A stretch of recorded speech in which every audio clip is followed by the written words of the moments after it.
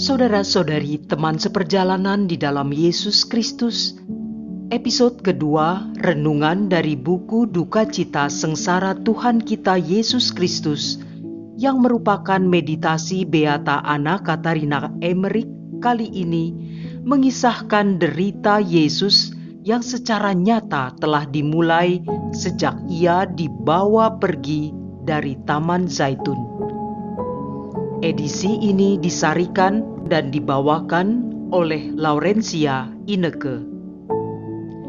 Semoga melalui kisah ini kita semakin mengenal kasih Yesus yang tak terukur dalam dan lebarnya, yang demi menyelamatkan kita, ia rela menjalani derita tak terperikan ini. Selamat merenung dan berefleksi.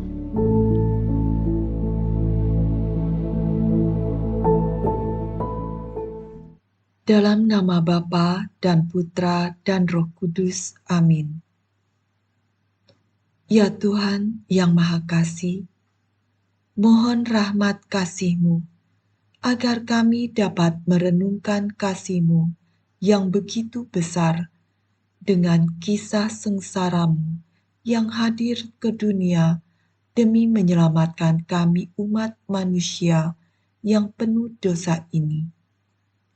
Semoga dengan renungan ini makin membawa kami menyadari bahwa kasih-Mu begitu indah dan kami makin dapat memaknai kasih-Mu dalam hidup sehari-hari sebagai tanda syukur atas keselamatan yang Kau beri pada kami. Demi Kristus Tuhan dan pengantara kami.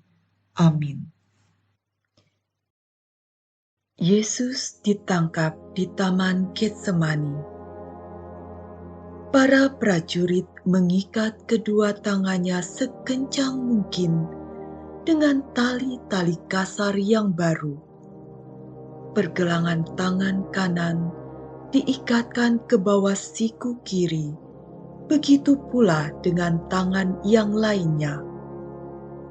Mereka melingkarkan pada pinggangnya semacam ikat pinggang dengan ujung-ujung besi pada permukaannya dan membelenggu kedua tangannya pada ikat pinggang.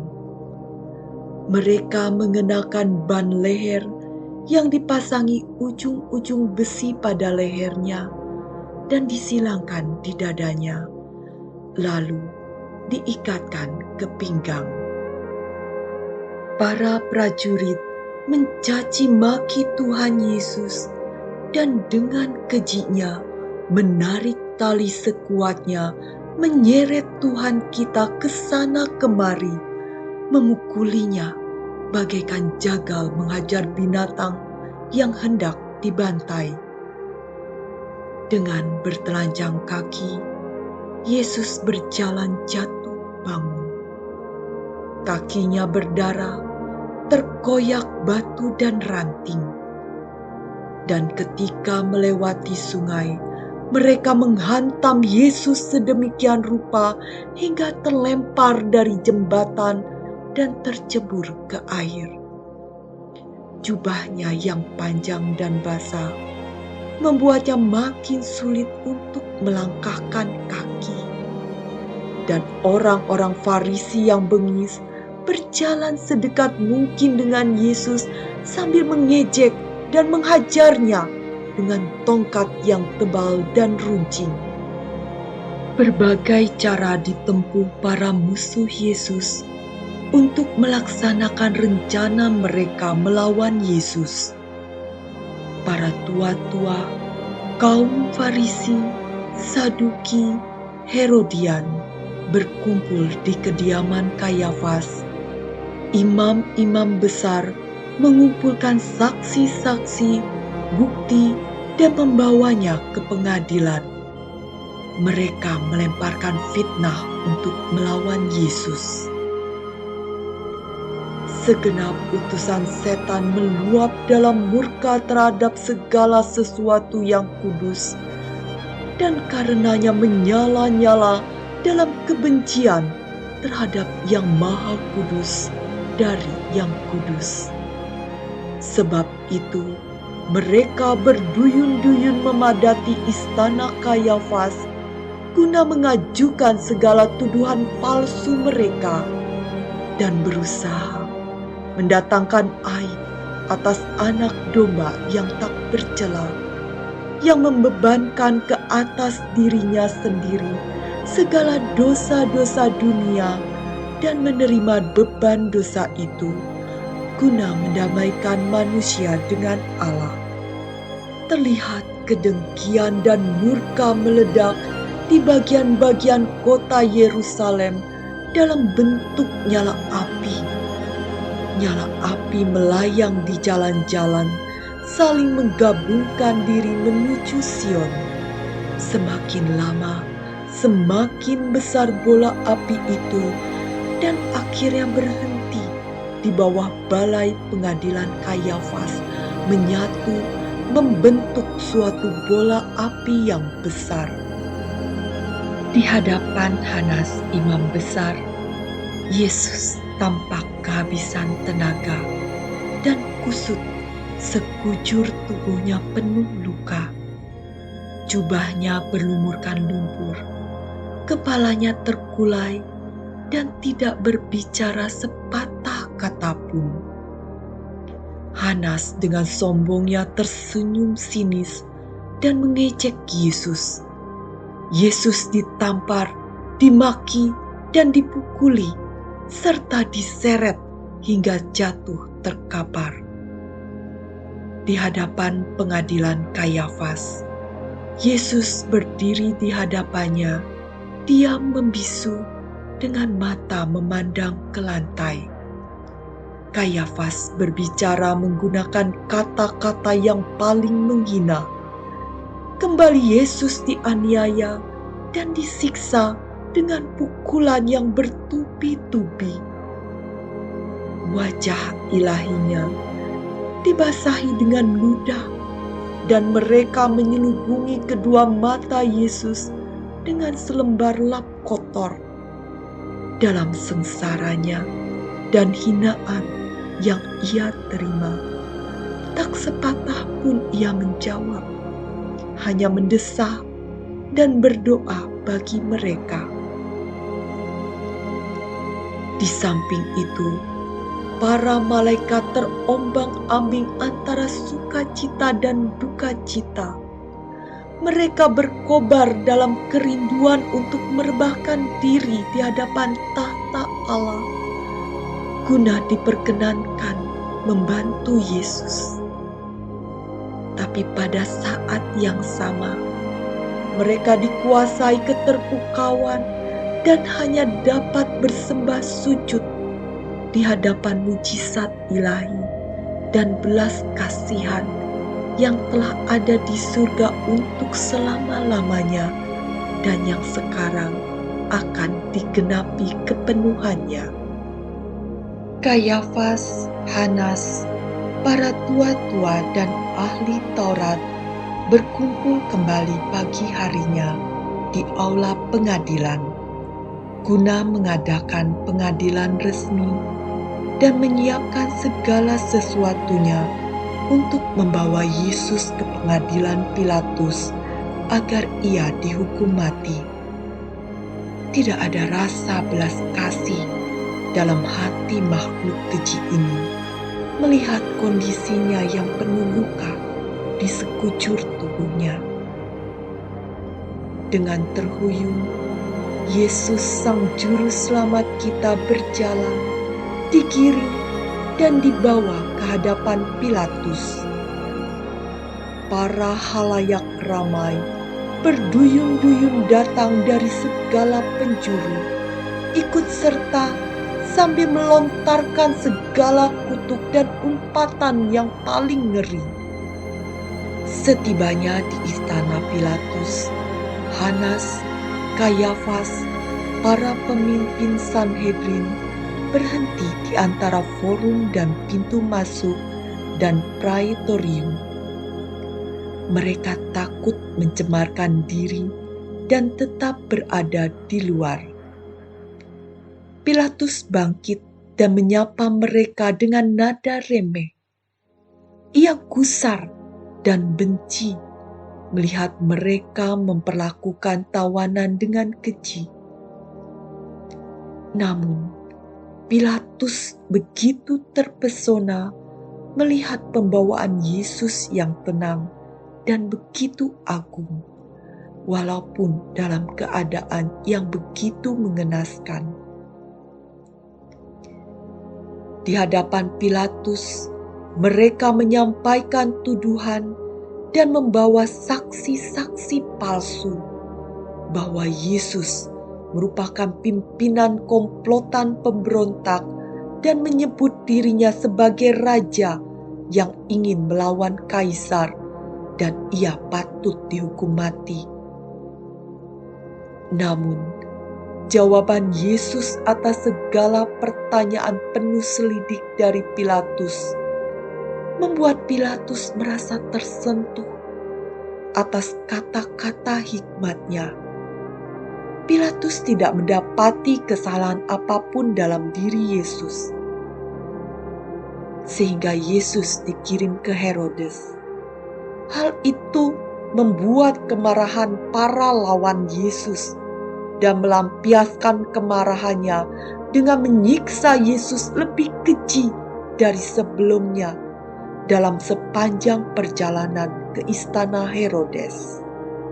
Selama pengadilan berlangsung, Claudia Prokles, istri Pilatus, kerap kali mengirimkan pesan pada suaminya. Claudia melihat dari atas balkon bagaimana perlakuan biadab mereka ketika menggiring Yesus ke istana Herodes. Claudia bergegas menjumpai Pilatus. Ia memohon dengan sangat agar Pilatus tidak melukai Yesus, sang Nabi yang Maha Kudus dari Yang Kudus.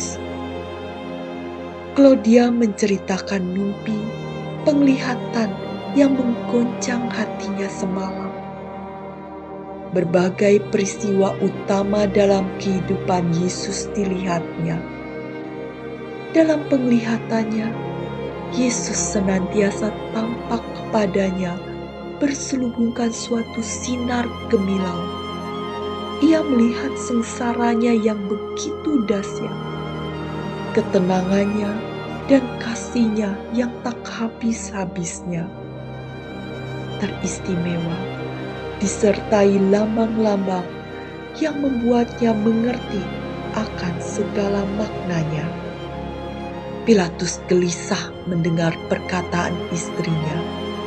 Ia tergerak oleh permohonan istrinya dan berjanji padanya bahwa tak ada satupun yang akan mempengaruhinya untuk menjatuhi hukuman atas orang benar ini. Ia bahkan memberikan cincin kepada istrinya bahwa ia tak ingkar janji. Seperti halnya Pilatus, Herodes pun mengecam para imam. Di hadapan Herodes, Yesus tidak menjawab sepatah kata pun, melainkan berdiri dengan mata memandang ke lantai. Hal ini membuat Herodes merasa jengkel, namun ia menekan amarahnya. Ia bertekad untuk tidak menjatuhkan hukuman mati pada Kristus, karena perasaan ngeri yang misterius yang tidak dapat diungkapkan saat berada di hadapannya. Di samping rasa bencinya pada imam besar, Herodes menganggap Yesus seorang tolol dan menyuruh prajurit membawanya. Para prajurit dan hamba Herodes menganiaya Yesus hingga sekujur tubuhnya makin penuh dengan luka. Yesus dikirim kembali ke istana Pilatus. Pilatus cukup puas mendapati Herodes sependapat dengannya. Dan sejak saat itu, Pilatus dan Herodes bersahabat. Dalam segala aniaya yang ia terima, Yesus tak melawan sedikit pun, dan tak hentinya ia berdoa kepada Bapaknya, mohon rahmat dan kekuatan agar mampu bertahan untuk menuntaskan karya sengsaranya demi penebusan umat manusia. Kaum Farisi sangat gusar ketika Pilatus dan Herodes tidak dapat menjatuhi hukuman mati pada Yesus. Pilatus memutuskan untuk mendera Yesus dan kemudian melepaskannya. Dan Yesus didera menurut cara Romawi. Ia dicambuk dengan rantai-rantai kecil berkaitkan besi yang menembus hingga ke tulang. Cambuk itu mencapik serta mencongkel potongan besar dagingnya, sehingga darah memancar keluar dari tubuhnya. Yesus menggigil gemetar. Penderaan ini berlangsung terus tanpa jeda. Yesus jatuh terkapar, nyaris tak sadarkan diri di atas ubin yang basah oleh darahnya. Dengan susah payah, ia bangkit berdiri. Ia menyeka darah yang menetes di wajahnya dengan ujung jubahnya. Mereka merenggut jubah Yesus dengan kasar, yang mengakibatkan luka-lukanya semakin terkoyak. Mereka melemparkan mantol, menyeretnya, dan kemudian mengenakan mahkota yang terbuat dari 3 ranting duri yang dianyam sedemikian rupa dan ditancapkan ke kepalanya sambil mengolok-ngoloknya sebagai raja. Sepanjang penderaan, Yesus berdoa terus-menerus demi pengampunan dosa-dosa manusia, dan malaikat-malaikat menangis menghampirinya. Pilatus yang paling bimbang dan lemah dari segala hakim, walaupun ia berkehendak membebaskan Yesus setelah hukuman cambuk, namun saat Yesus digiring, para imam besar, orang-orang Yahudi berteriak, "Bunuh dia! Salibkan dia!" Pilatus gelisah. Ia tidak tahu langkah apa yang harus diambilnya. Kesombongannya, kelicikannya membuatnya tak segan melakukan tindakan yang tidak adil jika itu menguntungkan bagi dirinya. Dalam kegelisahannya, ia mohon petunjuk para dewa dan membakar dupa untuk mereka.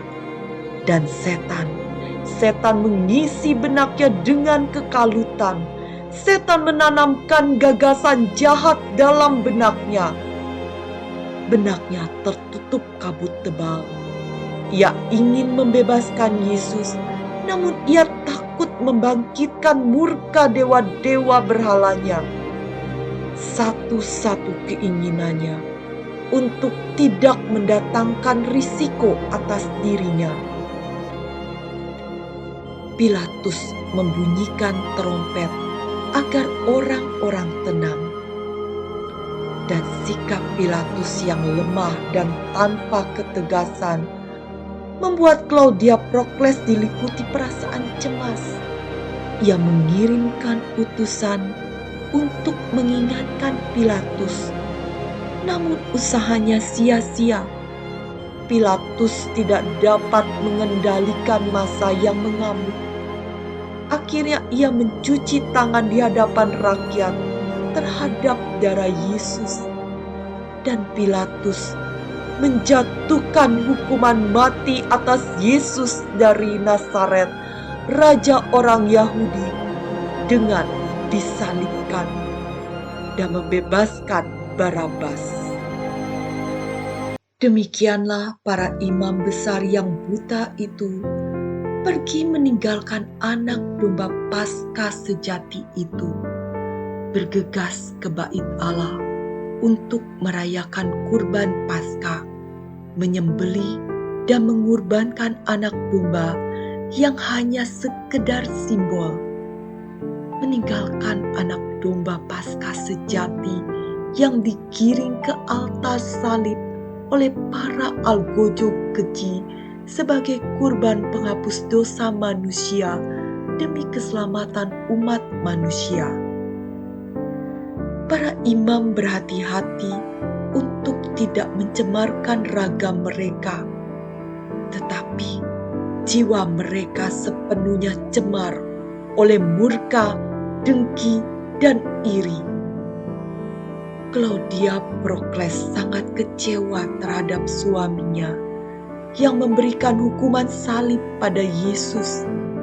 Dan sore itu juga perempuan itu meninggalkan istana dan bergabung dengan sahabat-sahabat Tuhan Yesus.